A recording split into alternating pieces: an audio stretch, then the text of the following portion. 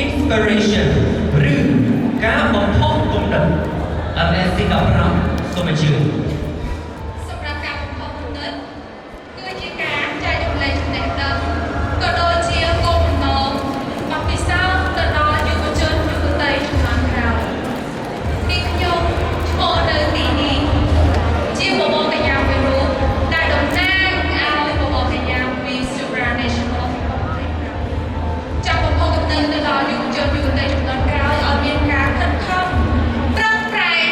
រៀនសូត្រដើម្បីឲ្យខ្លួនឯងមានចំណេះដឹងឲ្យបានជ្រៅជ្រះស្វែងយល់និងយកបទពិសោធន៍ទៅកាន់